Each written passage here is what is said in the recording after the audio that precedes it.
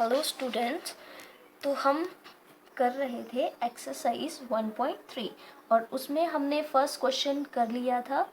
ठीक है, उसमें हमने करना क्या था कि ये जो गिवन आपको फ्रैक्शनल नंबर्स हैं इनको आपने डेसिमल एक्सपेंशंस की फॉर्म में लिखना था और बताना था कि ये टर्मिनेटिंग है, नॉन टर्मिनेटिंग रिपीटिंग है या non terminating non repeating decimal expansions है।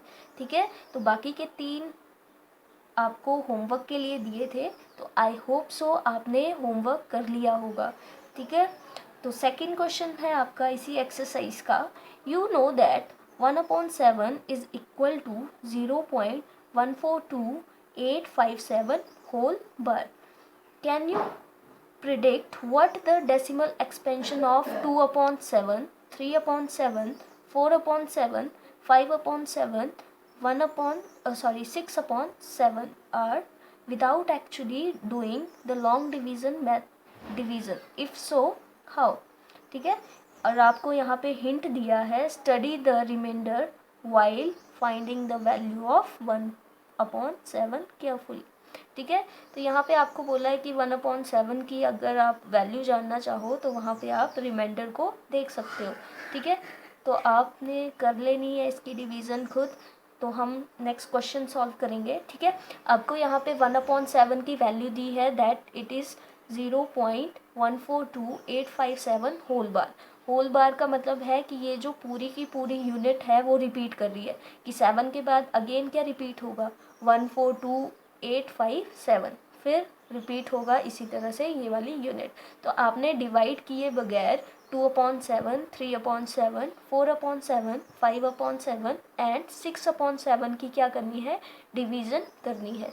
ठीक है, तो देखते हैं कैसे करेंगे।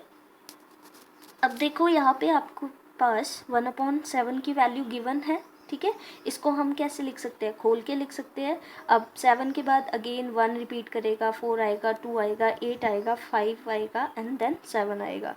फिर अगेन यही पूरी यूनिट क्या करेगी, रिपीट करेगी। सो हमने लिखा है to find the values of 2/7, 3/7, 4/7, 5/7 and 6/7 we write them as. ठीक है, तो हम इनको कैसे लिख सकते हैं, इस तरह से लिख सकते हैं। 2 जो होल नंबर वाला है, सॉरी जो न्यूमिनेटर है, हम इसको कैसे लिख सकते हैं, 2 × 1। ठीक है, होल/7 कर सकते, सॉरी हाँ। ठीक है, इस तरह से आप इन सभी को कैसे खोल के लिख सकते हैं। ठीक है, हमने कुछ नहीं किया, जो न्यूमिनेटर है उनको इस फॉर्म में लिख दिया है। ठीक है, तो यहाँ पे देखो हर यूनिट के साथ क्या आ रहा है, 1/7 और 1/7 की वैल्यू तो हमें पता है, गिवन है। तो अब हम क्या करेंगे, जहाँ जहाँ पे 1/7 आ रहा है उसकी वैल्यू हम सब्सटीट्यूट कर देंगे। ठीक है, और then we will multiply with the whole part.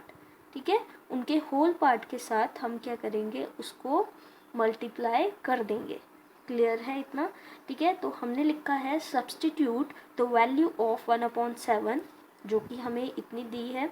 ठीक है, वी गेट, अब देखो 2 × 1/7, 2 × 0.142857 अप टू सो ऑन, इसको हमने पुट कर दिया 1/7 की। तो मल्टीप्लाई करने के बाद आपके पास आएगा 0.285714 और ये वाली जो यूनिट है बच्चे, ये बार बार क्या करेगी, रिपीट करेगी। इसीलिए हम क्या इसको लिख सकते हैं इस तरह से, 0.285714 होल बार। जब आप खुद इसको करके देखोगे, मल्टीप्लाई करके देखोगे, आप कर सकते हो इस तरह से लिखना आप, 2 × 0.142857 142,857, इसकी 2 यूनिट्स ले लेना। जब आप करोगे तो पहले आपने सॉल्व करके देखना है इसको। ठीक है, और आपने क्या करना है, इन सभी को मल्टीप्लाई करना है विद 2। तो आप देखोगे कि जो आपकी ये वाली यूनिट है, 0. हमने लिखा है 285,714, ये वाली यूनिट जो है अगेन यहाँ पे क्या आएगी, यही सेम। ठीक है, जब आप खुद करोगे आपको पता चल जाएगा।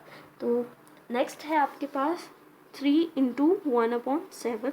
तो अगेन हमने क्या किया, 1/7 की यहाँ पे वैल्यू सब्सटीट्यूट की और आपके पास 3/7 की वैल्यू आ गई, 0.428571 अप टू सो ऑन, और इसको भी हमने बार की फॉर्म में लिख दिया है।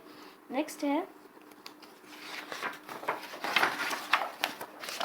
ठीक है, इसी तरह से हमने 4/7 की वैल्यू निकाली है, दैट इज़ 0.571428, और अगेन हमने इसको बार की फॉर्म में लिखा है, तो आप इसको लिख सकते हैं 0.571428 होल बार।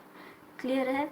नेक्स्ट है 5/7, तो 5 को 5 इंटू 1/7, 1/7 की वैल्यू पुट करी हमने, तो मल्टीप्लाई करने के बाद हमारे पास 5/7 की वैल्यू आ गई इस तरह से।